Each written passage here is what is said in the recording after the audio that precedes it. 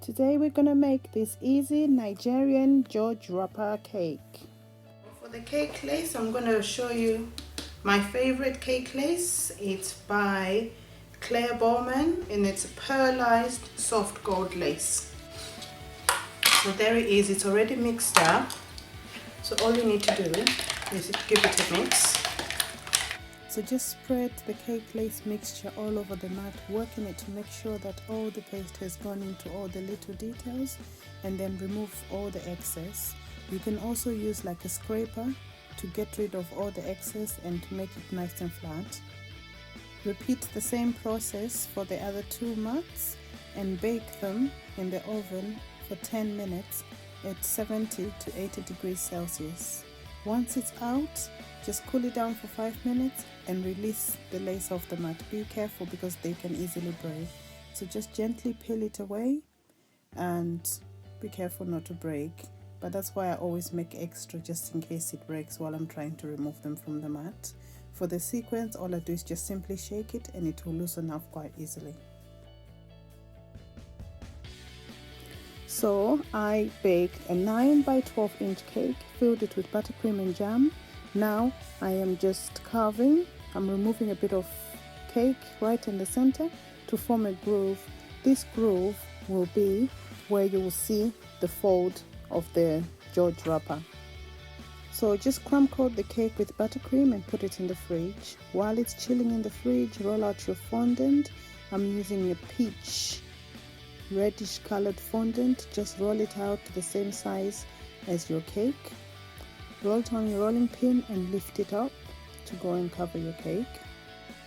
So I use my hands to start with, smooth the top and then go on to smooth the sides. I use the palm of my hand to push the icing into those grooves that I carved out and trim off the excess.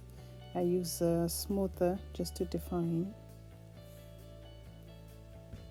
where I'm going to cut, and just using a palette knife or a sharp knife and trim off the excess fondant around the edges of the cake. Then I go in with the PME modeling tool. I use the bulbous tool just to kind of mark a line where those grooves are to define the fold even more. I'll come around to the other side for you to see what I'm doing. So just press it in so that it creates kind of like a fold effect. Going in with the Dresden tool, just mark 3 lines. That will even define the fold even more for you and makes the cake look a bit more realistic. And then just press it in to define the fold on both sides. Then once you're happy, just take your lace, put it on the cake. Just have a look to see first where you want it. Once you're happy with where you want the lace to be, then spread some water to help it to stick. I will spread the whole surface really, because if some of the areas are not covered in water, sometimes the cake lace can lift off. Then gently apply it, and cake lace is something that's quite water soluble, so make sure that once you place it, you are really happy with where you're placing it, because you won't be able to lift it off again. So just press it down for it to stick to the cake and trim off the excess on the other side. And then take your other pieces and just place them on your cake first to start with, to see whether you really want them to be there. And then just peel them off. I used all of them from this white mat. Some of them I used on the side, just as small pieces, just to continue off with the design. I'm sorry I didn't record when I put the ones on the side, but you will see when I turn the cake round. And then stick on the rest of the pieces where you want them to be using water. So just press them down. So the ones for the side, I just cut them in halves so that it looks like the fabric has been folded from underneath, just to continue the same design that is on the top as well. So now I'm just sticking on the rest of the lace pieces where I think it would look better and look nice. Just using water to glue them.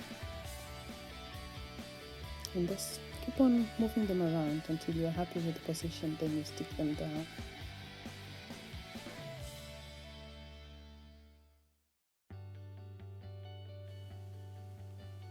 So once you're done with the big pieces, go on to stick your sequins on.